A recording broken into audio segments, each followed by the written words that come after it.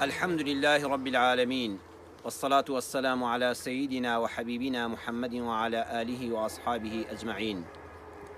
خۆزگەم دەخواست هەر لە مینبەرەوە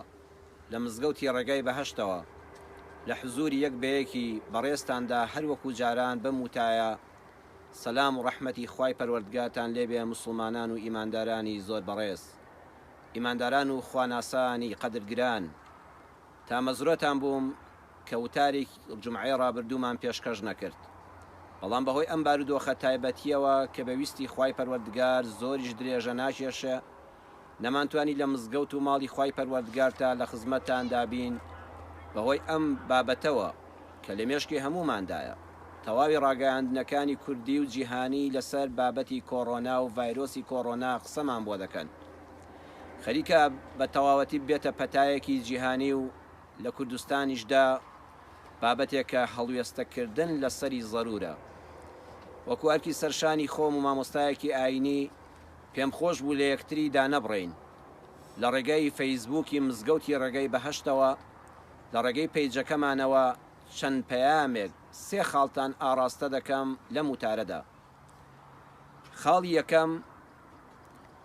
دنیا بە جومعە و جەماعەت و بانگ و قامەت و منارەی مزگەوتەوە جوانە. دەنگی بانگی ئیسلام سەدای ئەڵڵاه ئەکبەر لە هەر شوێنێک هەبێ، ئەو شوێنە ئاوەدانی لێیە. نوێژی جەماعەت دڵ و دەرونی ئینسان دەکاتەوە، خەمەکانی دەڕەوێنێتەوە. نوێژی جومعە دەرسی هەفتانەی مسلمانانە. ئێمە هەفتانە هەر کۆ نابینەوە کاتێکی کەم بەیەکەوە بین و دواتر کە چوینە دەرەوە نەزانین چیمان بیستووە. بە فەزلی خوای پەروەردگار هەمیشە هەوڵی ئەوەمان داوە کە لە هەر وتارێکە وانەیەکی نوێی ئاینەکەمان دین و ژینەکەمان فێر بین.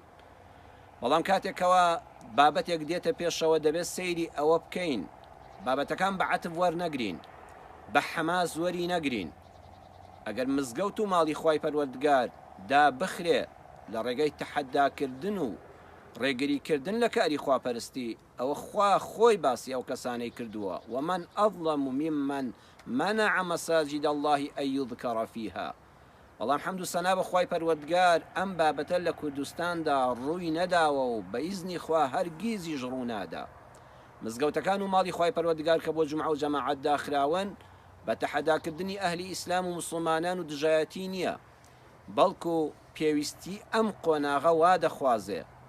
ئێمەش لە هەمیشە ئەوەمان وتووە، مزگەوتەکانی کوردستان، مامۆستایانی مێزەرسپی کوردستان، ئێوەی خۆشەویستانی ئەهلی جومعە و جەماعەت هەمیشە لە پێشەوەی سەنگەری داکۆچیکردن لە پارێزگاری کوردستاندا بوون. وتاری هەینیمان هەمیشە ڕۆڵی هێمنایەتی، ڕۆڵی ئاشتەوایی، ڕۆڵی پاراستنی کوردستانەکەمانی داوە. ئێمە هیچ کەسێک لە ئێمە دڵسۆستر لە خۆمان نابینین بۆ ئەم هەرێمی کوردستانە، بۆ ئەم خاک و خەڵکە، بۆ ئەم دین و ژینە. بۆیە من ناچمە سەر قسەکانی حکوومەتی هەرێمی کوردستان ڕەنبێ خەڵکی حەساسیەتی پێی هەبێ، ناچمە سەر بڕیاری لیژنەی فتواشتان بۆ باز ناکەم. ئەچمە خزمەت کتێبی منهاجی طالیبینی ئیمامی نەوەوی کە هەموو مەلای کورد دەیخوێنێ، کە سەدان شەرحی ئەم کتێبەیە پڕبەرەکەتەی مەزهەبی ئیمامی شافعی کراوە، کە ئیمامی نەوەوی ڕەحمەتی خوای لێبێ ئەو کتێبە بە نرخەی هەیە بە ناوی منهاج الطالیبین. لە منهاج الطالیبیندا باسی عوزرەکانی نوێژی جەماعەت دەکا. ئەمە دەقی قسەکانی ئیمامی نەوەویە لە منهاجدا، واتەمە قسەی هیچ مەلایەک نییە، قسەی جامیعەی ئەسەر و فتوای شوێنانم ناوێ. دەگەڕێینەوە سەر مەزهەبەکەی خۆمان، سەر پێشینەکانی خۆمان، سەر ئەو کتێبانەی کە مەلاکانی خۆمان لە حوجرەی فەقیهەتیە هەزار ساڵیش لەمەوە بەرخوێندویانە. لەوێدا دەفەرمێ وەلا ڕوخسەتە فی تەرکیها وئین قولنا وەسونەتەن. بە هیچ شێوەیەک ڕوخسەت بە هیچ کەسێک نادرێت تەرکێ نوێژی جەماعەت بێ ئەگەر بڵێن نوێژی جەماعەت سونەتیشە، ئیلا لە حاڵەتێکدا نەبێ. لە شەرعا دەفەرمێ ئیلا لەم حاڵەتانەدا نەبێ، بعذرین عامین، عزرێکی گشتی هەبێ. ئەو بابەتە عزرێکی گشتی بێ، هۆکارێک هەبێ کە گشتگیر بێ. وەکو چی؟ دەفەرمێ کەمەطەرین ئەو ریحین عاصفین باللەیلی وكذا وحل شديد على الصحيح. وەکو بارانێکی بەهێز و بەلێزمە، یان بایەکی تند، یان بایەکی زۆر سارد، بەڵام لە شەودا، چونکە تۆ لە شەودا لەوە دەچێ شتێکت بەرکەوێ، یان دەفەرمێ ئەو بارانە تەڕت کا دواتر بەجلی تەڕەوە بیتەوە ماڵەوە نەخۆشکەی بەڵام دەڕێن بێت لە ڕۆژە تەحمل باشتر بکەیت هەروەها قوڕێکی بەهێز ئەو کاتە کە قیر و شۆستە و ئەوانە نەبووە باسی ئەویان کردووە کە تۆ لە ڕێگەی مزگەوتە پێڵاوەکانت ئەوەندە قوڕاوی بوون جلەکانت قوڕاوی بوون قوڕەکە بەلەشتەوە دەنووسان ناڕەحەتی دەکردی مەچەوە نوێژی جەماعەت ئەوە عوزرێکە تەواوی ئەو خەڵکە دەگرێتەوە ئەمە لەبەر چی واکراوە بەڕێزان ئەگەر دیقەت بینەم قسە جوانە لەبەر تەندروستی تاک با تۆ نەخۆش نەکەوی خۆکە نەخۆش کەوتی سەرمات بوو لە ماڵی شەوە خێزانیشت لێن ناگرێتەوە منداڵەکانیشت لێن ناگرێتەوە ئەگەر پارچە ئاسنێک ئەو باتوندە هێنای بەسەری کێشا و برینداری کردی خۆ کەسی تر زەرەتمەند نابێ بەڵام تەندروستی خۆت دەکەوێتە خەتەرەوە تەندروستی خۆت کەوتۆتە خەتەرەوە بۆیە پێغەمبەری خوا صلی الله عليه وسلم لەم عیبادەتە پڕشکۆیەدا کە نوێژی جەماعەتە و شەعیرەی موسڵمانانە نیشانەی ئاوەدانی گەڕەک و شار و وڵاتە دەفەرمێت لە صحیحی بوخاری و مسلمدا ابن عمر دەفەرمێت أن رسول الله صلى الله عليه وسلم كان يأمر المؤذن إذا كانت ليلة ذات برد أو مطر يقول ألا صلوا في الرحال دەفەرمێت کاتێک کە بایەکی بەهێزی پاتایە یان بایەکە زۆر سارد و سەرمایەکی بەهێز بوویایە یان باران بوویایە بە مؤەزینەکەی دەفەرموو بڵێ ئەلا خەڵکی نەڕەحمەتتان لێبێ ئاگادار بن حاڵەتی ئیستیسنایی هەیە مێنە دەرێ لە ماڵەکانتان لە ماڵی خۆتاندا نوێژەکانتان بکەن ئەم حەدیسە لە بوخاری مسلمدا هاتووە بەڕێزان کەواتە ئەم بابەتە لێرە پاراستنی تەندروستی یەک تاکێک کە پێغەمبەری خوا ڕوخسەتیدا لە ماڵەکانتاندا نوێژەکەتان بکەن و مێن بۆ جەماعەت با تەندروستیتان تێک نەچێ و نەخۆش نەکەون ئەمجا ئەو خاصین یان عوزرێک هەیە عام نییە گشتگیر نییە تایبەتە بە یەک تاکەوە کە مەرەڵین وەکو کەسێ نەخۆشە کەسی نەخۆش نەچێ بۆ مزگەوت لە هەر زروفێکە کۆڕۆنا هەبێیان نەبێ کە نەخۆش بووی لەبەر دوو هۆکار مەچۆ بۆ مزگەوت چونکە بە چوونە دەرەوە لەوە چێ نەخۆشەکە لێ پیسکە سەرمات ببێ یان گەرماکە بۆ نەخۆشیەکە زیانی هەبێ دووەمیان احتیمالی هەیە ئەم نەخۆشیی تۆ بگوازرێتەوە بۆ خەڵکی تر کەواتە کە نەخۆش بووی تەرکی جەماعەت بکە لە ماڵی خۆتان نوێژەکانت بکە هەم لەبەر خۆت کە زیاتر نەبێ نەخۆشیەکەت و پاشان لەبەرەوەی کە نەخۆشیەکە نەگوازرێتەوە بۆ خەڵک وحر وبرد شديدين تۆ کەسێکی سەرما بردەڵی کەسێککە بەهێزە بەڵام تۆ تەحملی ئەو سەرمایە ناکەی یان گەرمایەکی بەهێزە بۆت هەیە نەچی بۆ نوێژی جەماعەت با نەخۆش نەکەوی وخەوفی ظالمین یان کەسێ لە زاڵمێک دەترسا على نفس أو مال دەترسای لە ڕێگای نوێژی جەماعەت و جومعەدا تووشی کارەساتێک بی لە ڕێگای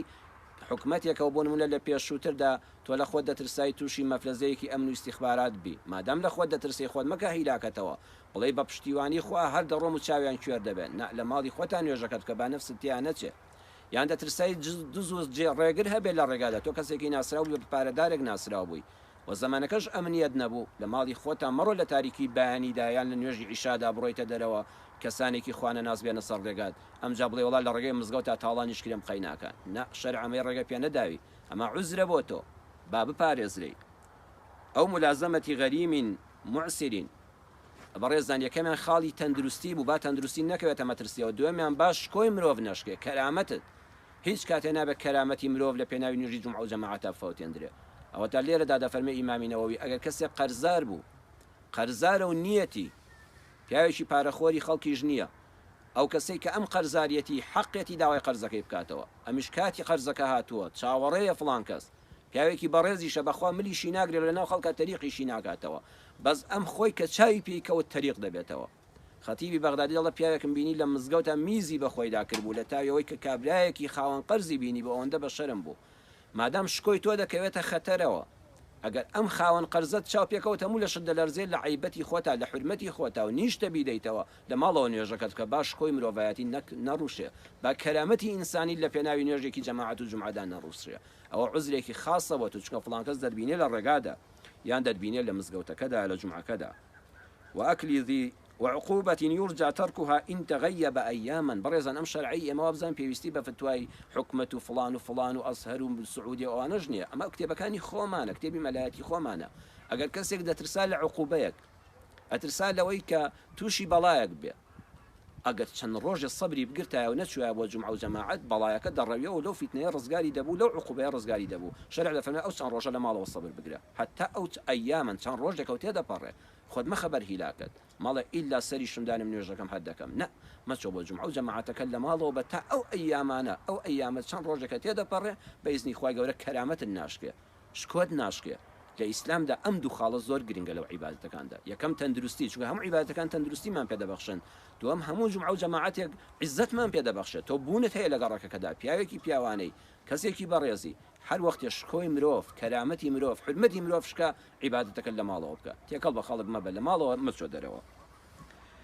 ئەو کەسانەی کەوا چی بکەین ئێمە لەم حاڵەتەدا بەڕێزان ئێستا زۆر فرسەتە ماڵەکانمان کە بەداخەوە زۆر ساڵ بوو وێران بوون بە نەکردنی زیکری خوا بە قورئان نەخوێندن بە نەکردنی نوێژی جەماعەتی من سونەتەکانیشمان لە مزگەوتا دەکەین پێچەوانی شەرع کە سونەتەکان بێنەوە ماڵەوە ئەوەشمان جاریوە لە ماڵەوە بۆ ناکرێ یان لە بیرمان دەچێتەوە یان ماڵ منداڵ و تەلەڤیزۆن نایەڵێ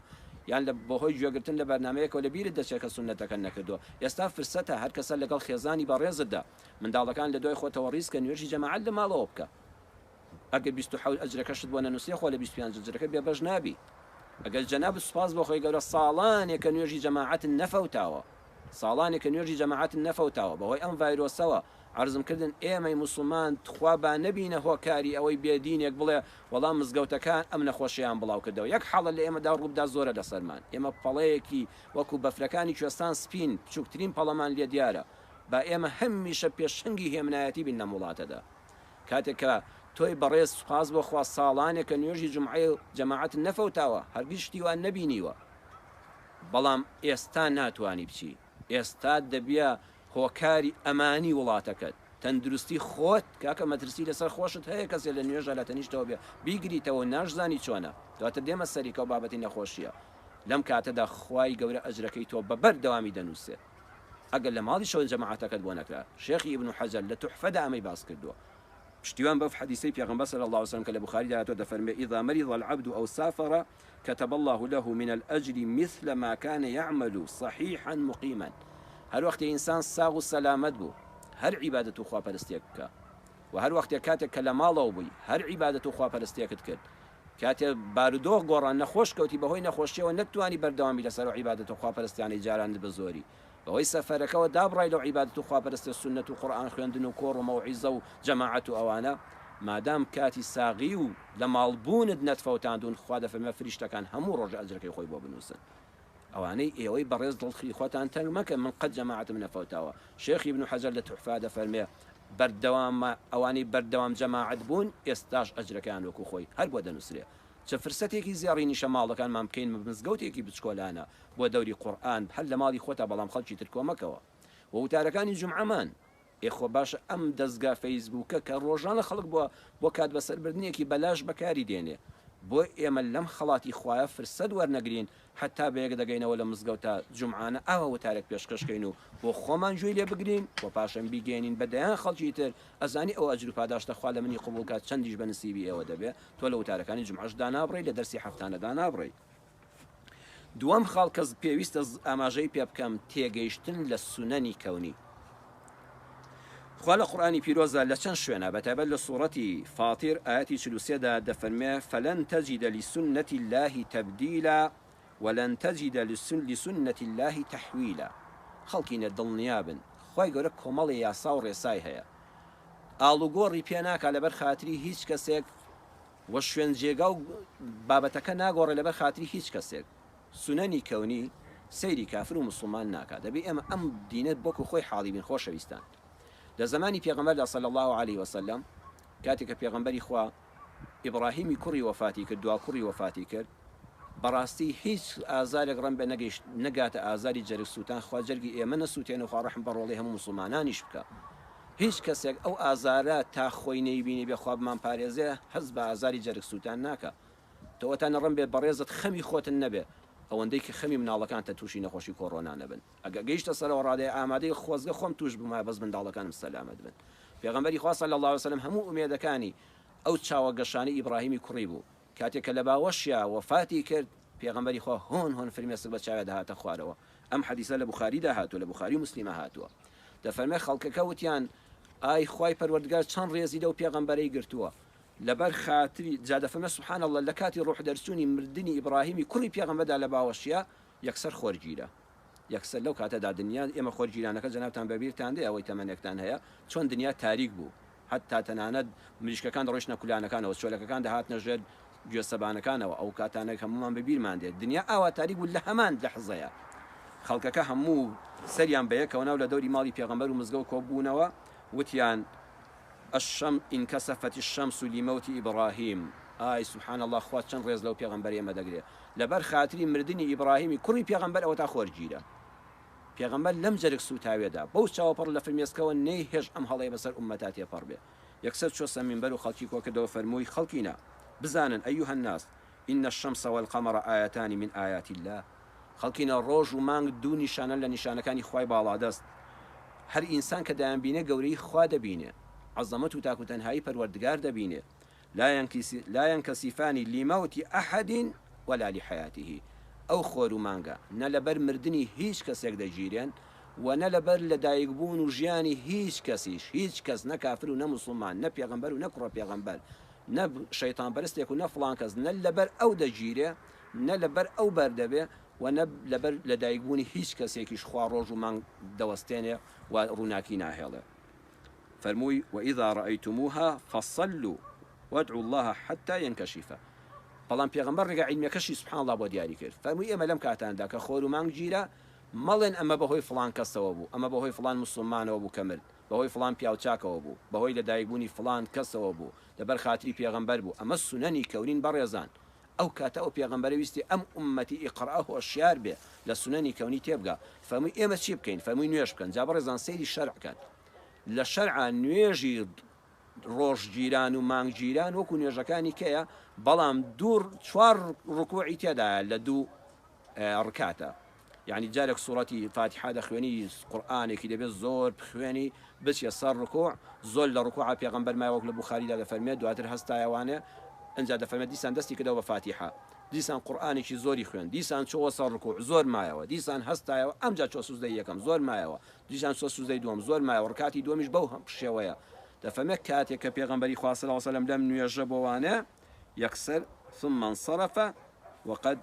انجلت الشمس دەفەرمێت کاتێک کە پێغەمبەر سەلامی نوێژەکەی دایەوە مسلمانان نوێژی ڕۆژگیرانیان دەکرد لەو کاتەدا ڕۆژیش بەربوو ئێستا عیلم دەڵێ لە کاتی خۆرگیراندا سیرکردنی ئەو خۆرە لەو تاریکێدا زەرەرێکی گەورە لە چاوت دەدا بەبێ ئەوەی کەوا عینەکێکی شەمسیت هەبێ بەبێ ئەوەی کەوا مانیعێکە بێت چونکە لەوە چاوت کوێر بێ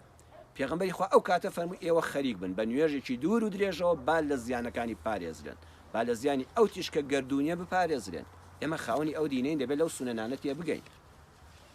هێڵی بوو مەلەرزە بەڕێزان هێڵی بوو مەلەرزە کافر و موسڵمان ناناسێ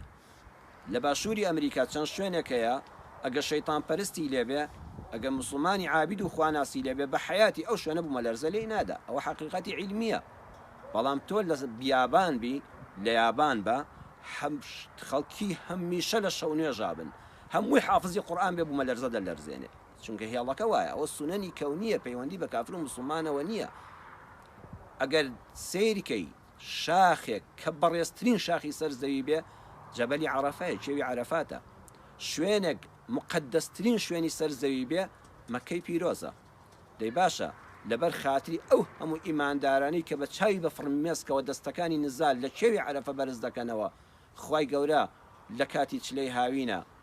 چێوی عەرەفەی وەکو سویسرا لێ کردووە خاکی مەکەی وەکو مالیزیا لێ کردو هەمیشە بەهار بێ و هەمیشە سەوز بێن نا چونکە لە هێڵی ناوەڕاستی زەویدا دەبێ هەرگەرم بێ و بە چەتریشەوە خەریکە تۆ دەسووتەی ئەمە سونەنی کەونیە پەیوەندی بەوە نیە تۆ عیبادەت دەکەی یان کافرێک لە فڵان شوێن نیشتەجێیە ئەمە سونەنی کەونیە خوا فەرمووی بۆ کەسی ناگۆڕم ئاگادار بن ڤایرۆس و میکرۆبیش بەڕێزان هەمان شتە ڤایرۆس و میکرۆب خەڵکێک وا نەزانێ بڵێ وەڵا نایەتە مزگەوتەوە ناوەڵڵا مزگەوت بەراورد ناکرێ بە هیچ شوێنێکی تر بەڵام ڤایرۆس و میکرۆب مزگەوت ناناسێ مسلمان و عابید و خواناز ناناسێ هەر کاتێک کە تۆ خۆپاراستین لێ نەکرد وەکو هەر کەسێکی تر دەدگرێت ڤایرۆس و میکرۆب وایە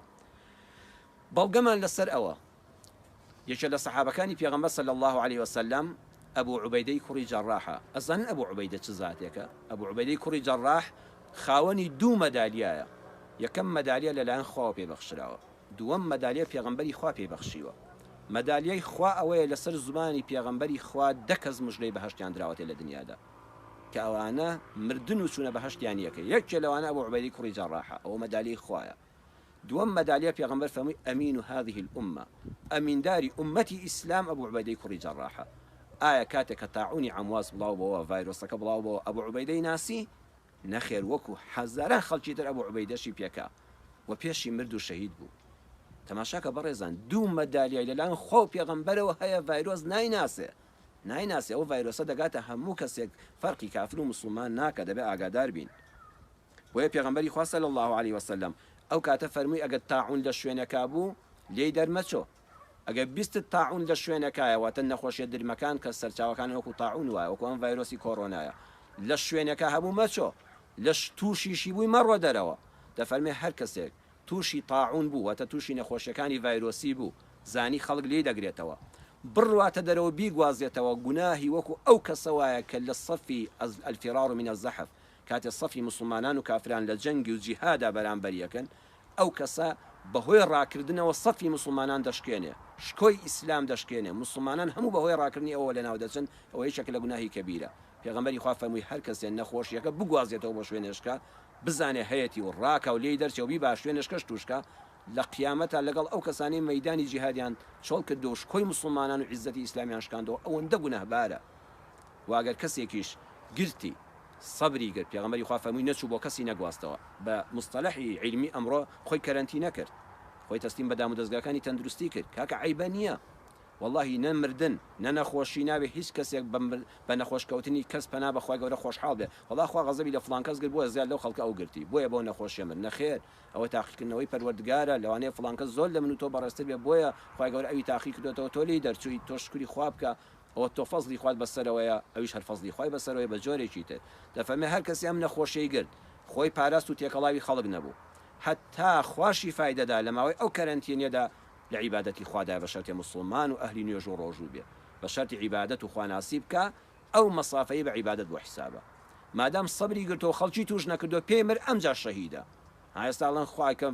بکەم کۆڕۆنا بگرم بۆی شەید بم ناوەڵە نابێ خۆزگە بە مردن مەخوازە ئەگەر گرت و هەموو عیلاجەکەت بۆ کرا شوێ بنکەی تەندروستی خۆت تەسلیم کرد هەموو عالمت لە خۆت دوور خستەوە خۆت پاراست و پاشان چی عیلاجە بەکارت هێنا خی گەورە شیفاکەی نەناردو پێی مردی ئەمجا شەهیدی چونکە تۆ تاوانێکن نەبووە لەم نەخۆشیەدا و الحەمدولله دڵ و دەرونیشت ئەوەندە ساف بووە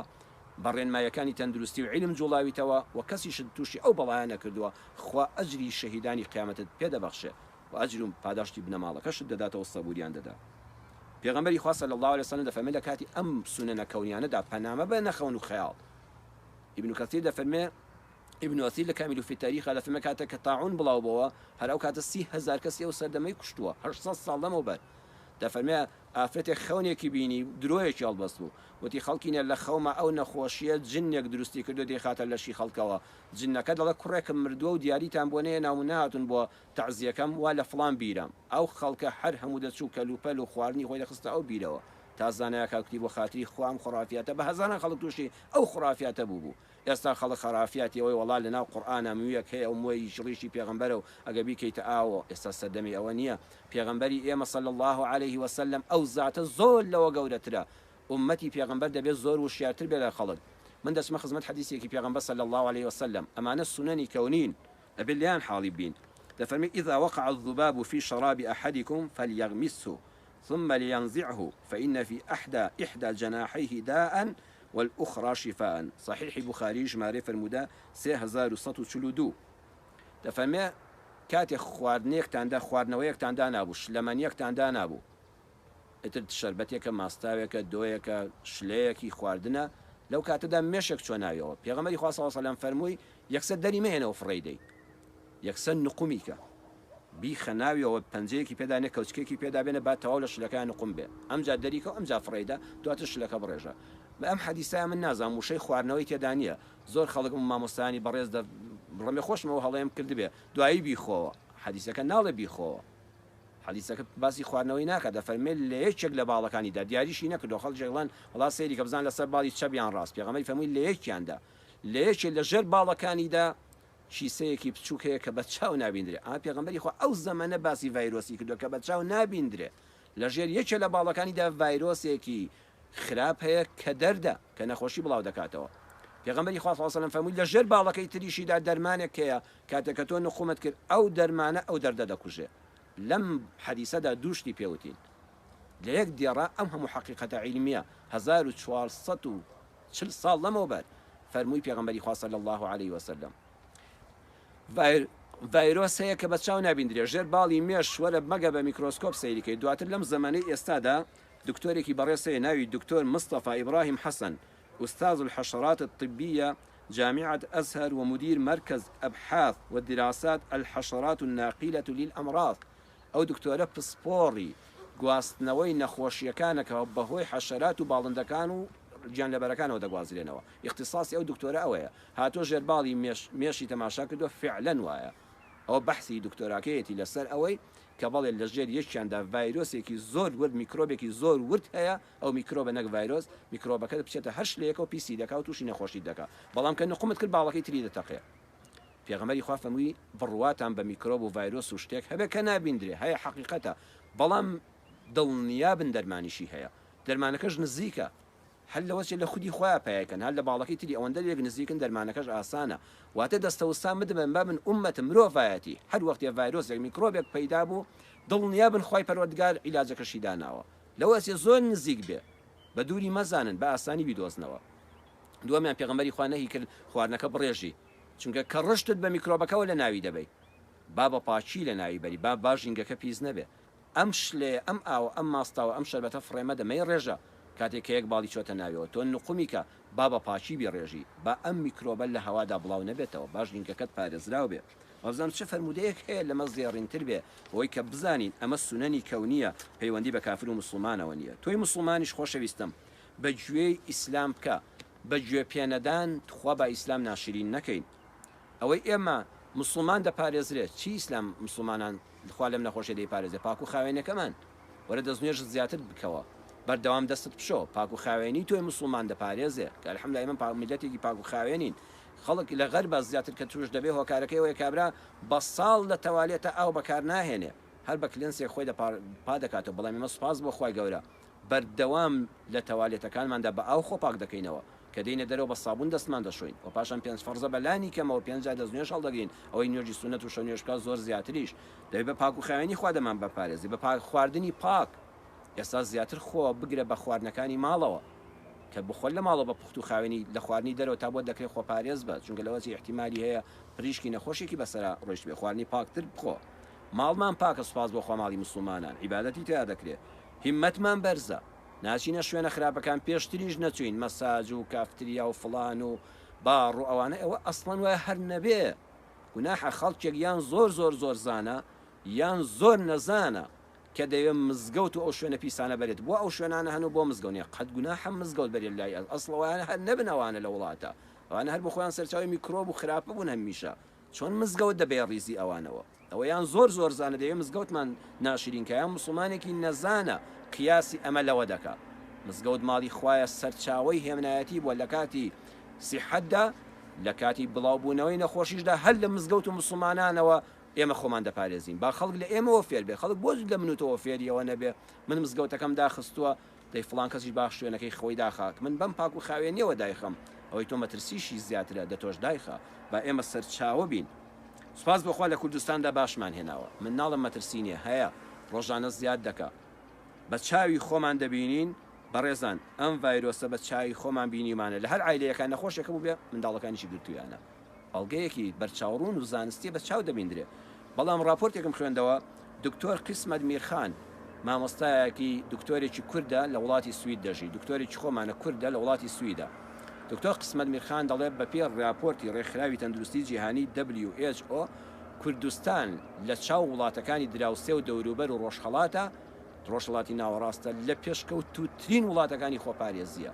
ئەو ڕوێ شوێنە توندانەی لە کوردستان ژیراونەبەر لە جیهاندا دەستخۆشی لێ دەکرێت ئێمە میلەتێکین حکومەتمان بێدەسەڵاتە متمانی نێوان حکومەت و میلەتمان زۆر کز و لاوازە حتا زۆر خەڵک هەیە لە ڕقی حکومەت دەچێت لە شوێنەکە بڵێ حکومەت مەچۆ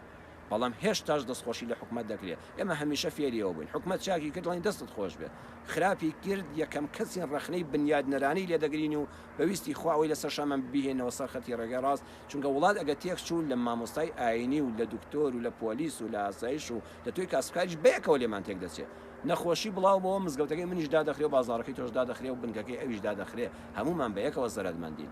بەڵام بە ئەمە قسەی حکوومەتی هەرێم و لیژنەی فتووا و فڵانشن نییە ئێستا WHO دەڵێ ئەوەی لە کوردستاندا دەکرێت کارێکی زۆر چاکە جێگەی دەستخۆشیە پێی ناڕەحەت نەبین ڕەنبێت من و تۆ زەرت بکەین من لە ڕووی معنەویەوە زەرت دەکەم کە ناسمە مزگەوت و تا پێشکەش ناکەم ئەم ڕێگای دەگرمە بەر تۆ لە ڕووی بارودۆخی داراییەوە وڵات زەرت دەکەی وتاری داهاتووتری شاڵا دێمە سەرەوەی خوا ئەوەش قەرەبوو دەکاتەوە بەخوا و پارۆنانی بۆ دیاری کرابێ هەر ئەوە دەبێ بازار گەرم بێ یان سار بێ خوا لە شوێنێشکەوە لە دەرفەتێکەدا تۆ مادەم لە پێناوی سەلامەتی هاوڵاتیاندا دڵسۆزی خوا ئاگای لە دڵ دەروونتە بەس دڵ دەرونی خۆ لەگەڵ خوادا سافکە بڵێ خوا بەوەی منەوە خەڵک توش نەبێ من ببمە ئاداتی خێر لە وڵاتەدا ئاداتی شەڕ نەبم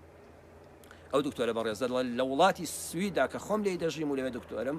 ئەوەی کوردستان دەبینم ئەوەی کوردستان پێشکەوتوترە ئەوە جێگەی دەستخۆشیە ڕشاندنی دوکانەکەت بازارەکەت قەیچەکە هەندێک دیتۆڵ بکڕی هەندێک کولۆر بکڕی ئەو مادانی کە معقەم و پاکەرەوەن وەڵا ئەو ڤایرۆسە ئەوەی کە زانست ئێستا پێگەشتووە الحەمدلە ئەوەمان بووە دەرکەوتووە پێز نابڕێ سوپاس بۆخوا کەوێتە سەر پێستت ماوەیەکی زۆر دەمێنێتەوە بەڵام پێستت کون ناکە ئیلا مەگەر دەستت دابێت لە چاوت دەستت لابێت لە ناو دەمت دەستت نابێت لە ناو لوتت لەو شوێنانەوە یەکسەر توش دەبی بەڵام تۆ کە توش دەبی تەوقە کەمکەوە هیچ عزیەکی زۆر ئاسایی ئەم مەسافەیە تەوقە مەکە تێکەڵاو مەبە ئەم دەست بەردەوام پشۆ ینی هەر دەست لە تەوقەیەشت کرد بڕۆ دوایینان مەخۆ تا دەست دەشۆی دەستمە بۆ دەموچاو تا دەست دەشۆی ئەمە کارێکی زۆر چاکە پاشان بەهۆی ئەوەی کەوال لە هەوادا بڵاو نابێتەوە ئەم نەخۆشیە ینی هەوا نایگوازێتەوە بەڕێزان ئیلا دەبێت کەسێک لە تەنیشتەوە بوو بێ پریشکێکی بەسەر تا هات بێت دەستی لێ دابێ ئەمجا توش دەبێت ئەوەش فەزلی خوایەکە کە نەخۆشیەکە وە باک عالەمیەکە لە هەواوە ناگوازرێتەوە ئیلا دەبێت کەسێک لێ نزیک بێ کەواتەوە پێمان دەڵێ تەرککردنی جومعە و جەماعەت کارێکی باشە نەخراب بێ و تەرککردنی ماڵە و ماڵ تەرککردنی سەیرانی بە کۆمەڵ تو ئێستا بەهارە دەچێ شوێنێکەوە 50 ماڵی لێ و ئەو شر لەو وەرگێ و ئەو بەیەکەوە بڕۆن 6 خزم کۆ ببنەوە ئەمە کارێکی خراپە چونکە چێ دەڵێ ئەو ڤایرۆسەیەکی هەڵگرەکانی گرفتەکە لەوەدا بەڕێزان دەرناکەوێت ئەم ڤایرۆسە دەرناکەوێت ئێستا خەڵکەیە کەرەنتینەش کراوە 14 ڕۆژ بۆ لە بنکەش بۆ ئیزم دراوەتەوە لە ماڵە ئەمجا لێی دەرکەوتووە لەوە چێوا دەرکەوێت عیلم بڵێن لە 21 ڕۆژا دەردەکەوێت پێوەی دیار نییە لە من و تۆ ساغ و سەلامەترە و هەڵگیری نەخۆشیەکەژە بە یەک تەوقە و دەست لە دموچاو و داوماچی کردی نانێکتان بە یەکەوە خوارد دڵنیا بە تۆش توش بووی ئەوە شتێکی عیلمی ئەمە سونەنی کەونیە کافر و مسلمان ناناسێ ئاگادار بن بۆیە تەعزیە میوان ئەم شتانە ئەبێ کەم کەینەوە و زۆر بە ئاسایی ژوەریگرین کابرا بۆ دەچێت خێمەی خەڵک بۆ دەچێت ژێر زەمینی خەڵک بڕۆ سەر قەبران لەوێش خۆ پارێز بە ماسک بەکار بێن عیبەیتیان نییە تەوقە مەکە لە دوورەوە لە خەڵک نزیک مەبەوە لە دوورەوە دەست بەرزکە و دوعایەکی خێر بکە بۆ مردۆکە بۆ سەبووری زیندۆکان و کۆتایی پێبێنە لەوێش ئاگاداری چاک و چۆنی ئەم لاو ماچکردن و بەسەریەکە گریان ئەوەش قەدەغە کراوە خاڵی سێەم ئەبێ ئاگاداری ئەوە بین بەهێزی لایەنی دەرونی خۆمان نەڕوخێنین خۆمان بپارێزن لە شڵەژانی دەرونی چونکە هەر کەسێک دەرونی ڕووخا دڵنیا بە جەستەشی دەڕوخێ ئێمە الحەمدولله بە فەزلی ئەم ئیسلامە ئیمانمان وایە عاقیل هاوە تەوەکەل هەرچی خۆپارێزی ئەنجامی دەدەین بەڵام هەموو سەبەبەکان شت نین واللهی پەروەردگار دەبێ ئەو سەبەبانت ڕاگرێ ئەنجاوە تەوەکەل وڵاخەکەمان دەبەستینەوە سیارەکەمانی ستۆپی مەزبوطی و برێکی ڕادێکێشتین و لە شوێنێکی ئەمان ڕای دەگرین ئەمجا دەڵێن خوایە ئەگەر تۆش هێشتا ئیرادەت لەسەر نەبێ من هەر ناتوانم پارێزرا بم ئەمجا تەوەکولم لەسەر تۆیە وتەوەکەل على الحي الذي لا يموت پەروەردگار پشت بە پەروەردگارێک ببەستە کە زیندووە و هەرگیز نامرێ ئێمە خاوەنی خوایەکین کە هەرگیز نامرێ مەبەستی بێ هەر کەسێ زیندوو بێ هەر زیندوو دەبێ بەڵام عەرزم کردن عاقیل هاوە تەوەکەل خۆ بپارێزە واجبی سەرشانی توی مسلمانە پێش خەڵکی تر ئەمجا بژڵێ خوایە هەموو سەبەبەکان بە ئیزن و ڕەزای تۆیە ئەینا دەبێتە شیرک بڵێ خوایە بە فەزلی تۆیە ئەوە هەمووی بە ڕەزامەندی تۆ ڕوودەدا ئێمە بەرەو یادی کارەساتی هەڵەبجە دەڕۆین خۆشەویستان بەرەو یادی کارەساتی هەڵەبجە دەڕۆین کە لە 16 سێدایە ئەو کیمیایە کە ڕژا خەڵکی هەڵەبجە ئەو هەموو مسلمانە ئەو هەموو مەدرسەی فەقێیە ئەو هەموو عالم و زانات دێرینە فەرقی کەسی کرد لەگەڵ کابرایەکی نوێژنەکەرە کیمیایی کە ڕژا هەڵت مژی هەمووی وەکو یەک کوشت ئەمە سونەنی کەونیە کە عەرزم کردن نابێ بڵێ وەڵام مسلمان ئەوە تەئسیری تێ ناکە ناوەڵڵا دەرمانی پیشژەهراوی تەئسیر لە هەموو کەس دەکا مسلمان و دیندار و بێدین ناناسێ مرۆڤ ناناسێ تەنەکان ناناسێ بەڵام خۆی گەورە زۆر جان نمونەیەکمان نیشان دەدا بۆی ئیرادەمان بەهێز بێت ئەو وەختەی پەروەردگار بڕیاری لەسەر شتێکدا دڵنیا بن بە موعجیزە ئاسانی شانمان دەدا بۆی نەوە بۆ دوایەوە بیجارەتەوە مامۆستا مەلا مەحموودی ئازادی ئێستا کە الحەمدولله لە ژیاندا پیاوێکی بەڕێز و زانایەکی شارەزایە کە ئەو کاتە پێشمەگەی بزوتنەوەی ئیسلامی بووی ئەو سەردەمە بووە لە ئێرانەوە گەڕاوەتەوە باسێکی خۆیمان بۆ دەژێڕێتەوە دەتوانن جەناوی مامۆستا بینن پەیوەندی پێوەکەن لە زمان خۆیەوە بیبیستن. مامۆستا باسیەوە دەکا دوای 3 ڕۆژ لە کیمیابارانی هەڵەبجا منەو کاتە لە جەولەی ئێران بووم گەڕامەوە بۆ هەڵەبجا بە هەزاران مەیت ئینسان دەڕشایەوە لە تاوی ئەو هەموو خەڵکەی کە بەسەر یەکا کەوتبوو ئەو دیمەنە سامناکانەی کە لە هەرگیز دەبیر ناچنەوە. خەڵکێکی زۆرمان دەخستە شوێنی چاڵی تۆپ و ئەوانەوە بە شۆفڵ گوڵمان بەسەرا دەکەن لەگەڵ چەند برادێکی تر و چەندین خێرەومەند و ئەحزابی تریشکە لەوێ بوون. بەڵام دەڵێ یەکێ لەو دیمەنان چەند دیمەنێکە من یەک دانەتان بۆ باز دەکەم. ئەڵێ یەکێ لەو دیمەنانەی کە لە بیرمان ناچێتەوە شاید حاڵەکە ئێستا زیندووە چوینە ماڵێکەوە لەگەڵ برادەرانێکمدا چوینە ماڵێکەوە یەکیان مامۆستا مەلا مەهدی کوڕی مامۆستا مەلا هادی بامۆکی بوو کە ئێستا ئەویش لە ژیاندا سواز بخوا چوینە ماڵێکەوە ژن و پیاوێک لە حەوشەی ماڵەکەدا دیارە